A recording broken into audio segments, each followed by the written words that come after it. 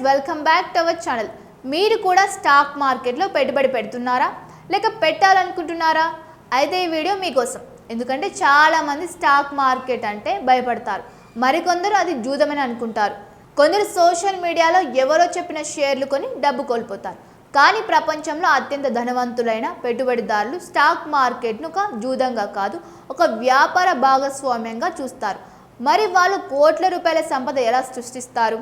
ఎందుకు ఎక్కువ మంది చిన్న పెట్టుబడిదారులు నష్టపోతూ ఉన్నారు?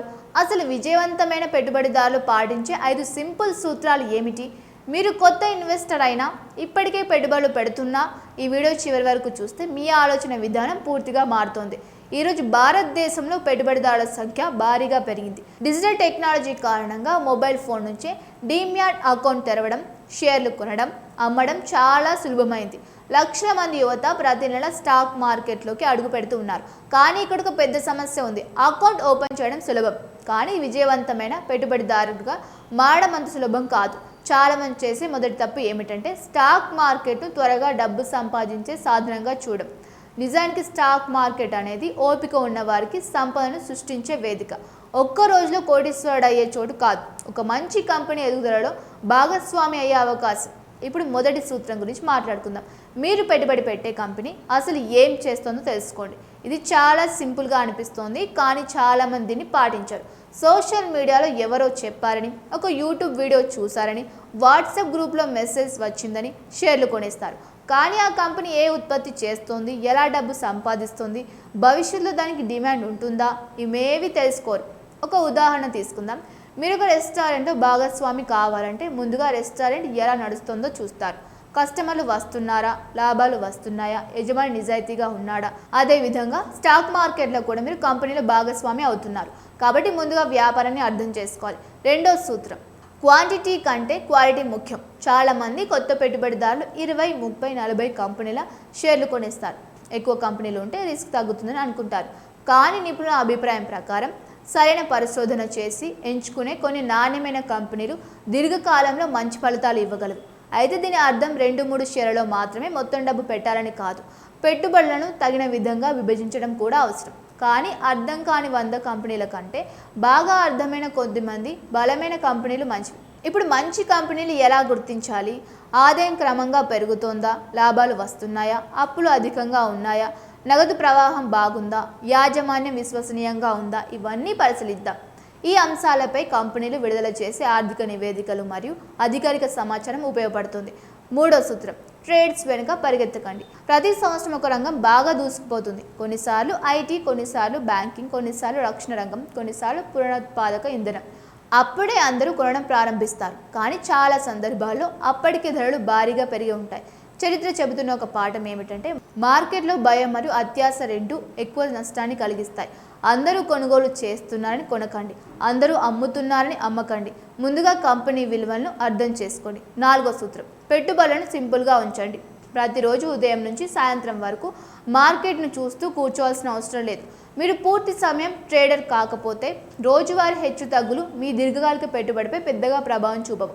కొత్త పెట్టుబడిదారులకు ముఖ్యంగా ఒక మంచి మార్గం ఉంది. అదే సిస్టమాటిక్ ఇన్వెస్ట్మెంట్ ప్లాన్. అంటే ప్రతి నెల ఒక నిర్ణీత మొత్తాన్ని పెట్టుబడి పెట్టడం. అలాగే నేరుగా కంపెనీలు ఎంచుకోవడం కష్టంగా అనిపిస్తే ఈక్విటీ మ్యూచువల్ ఫండ్లను కూడా పరిశీలించవచ్చు.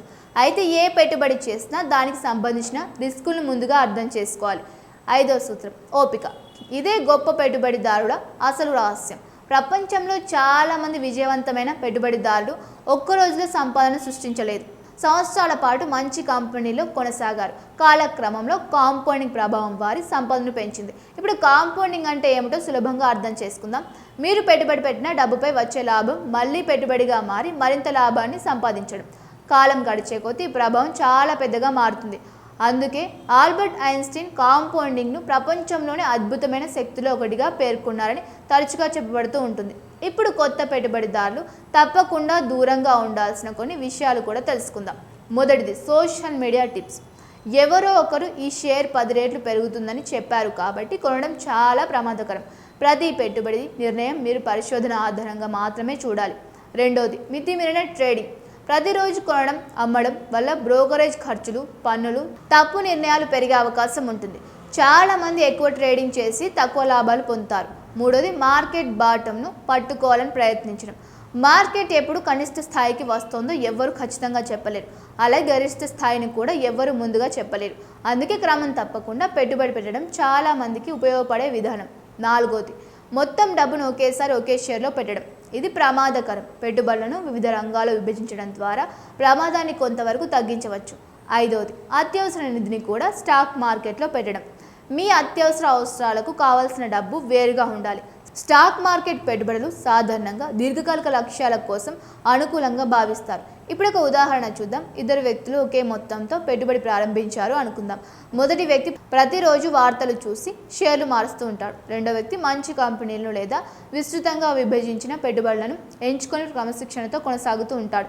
చాలా సందర్భాల్లో దీర్ఘకాలంలో రెండో వ్యక్తికి మెరుగైన ఫలితాలు వచ్చే అవకాశం ఉందని అనేక అధ్యయనాలు సూచిస్తూ ఉన్నాయి. స్టాక్ మార్కెట్లో పెట్టుబడి అంటే భవిష్యత్తుపై విశ్వాసం. మంచి వ్యాపారాలు కాలక్రమంలో అభివృద్ధి చెందుతాయని నమ్మకం. అందుకే మీరు ఎప్పుడు మీ ఆర్థిక లక్ష్యాలను ముందుగా నిర్ణయించుకోవాలి. పిల్లల చదువు, ఇల్లు, పదవి విరమణ, సంపద సృష్టి, ఏ లక్ష్యానికి పెట్టుబడి పెడుతున్నారో స్పష్టంగా తెలుసుకోవాలి.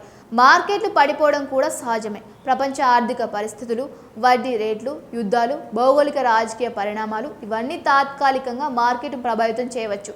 కానీ నాణ్యమైన కంపెనీలు చాలా సందర్భాల్లో కాలక్రమంలో మళ్ళీ కోలుకున్న ఉదాహరణలు కూడా ఉన్నాయి. అయినప్పటికీ భవిష్యత్ రాబడులు ఎప్పుడు హామీ ఇవ్వబడవు. ప్రతి పెట్టుబడిలో రిస్క్ ఉంటుంది. అందుకే చివరిగా గుర్తుంచుకోవాల్సిన విషయం ఒకటే, స్టాక్ మార్కెట్లో విజయానికి అసాధారణమైన తెలివితేటలు అవసరం లేదు. క్రమశిక్షణ అవసరం, పరిశోధన అవసరం, ఓపిక అవసరం, భావోద్వేగాలకు లోను కాకుండా నిర్ణయాలు తీసుకునే సామర్థ్యం అవసరం. సమయం మీకు అతిపెద్ద మిత్రుడు, కాంపౌండింగ్ మీకు అతిపెద్ద ఆయుధం. మంచి కంపెనీలను అర్థం చేసుకోవడం మీకు అతిపెద్ద బలం. మరి మీరు ఇప్పటికీ స్టాక్ మార్కెట్లో పెట్టుబడి పెడుతున్నారా, లేక ఇప్పుడే ప్రారంభించాలనుకుంటున్నారా? మీకు ఎక్కువగా ఆసక్తి ఉన్న రంగం ఏది? బ్యాంకింగా, ఐటీయా, ఫార్మానా, ఆటోనా, లేక మ్యూచువల్ ఫండ్సా? మీ అభిప్రాయాన్ని కామెంట్లో తప్పకుండా తెలియజేయండి. ఈ వీడియో మీకు నచ్చితే లైక్ చేయండి, మీ ఫ్రెండ్స్తో, ఫ్యామిలీతో షేర్ చేయండి. ఇలాంటి ఫైనాన్స్ మరియు పెట్టుబడి అవగాహన వీడియోల కోసం మా ఛానల్ వెంటనే సబ్స్క్రైబ్ చేసి బెల్ ఐకాన్ ప్రెస్ చేయండి. ఇలాంటి ఇంట్రెస్టింగ్ వీడియోతో మళ్ళీ కలుద్దాం. Thank you for watching.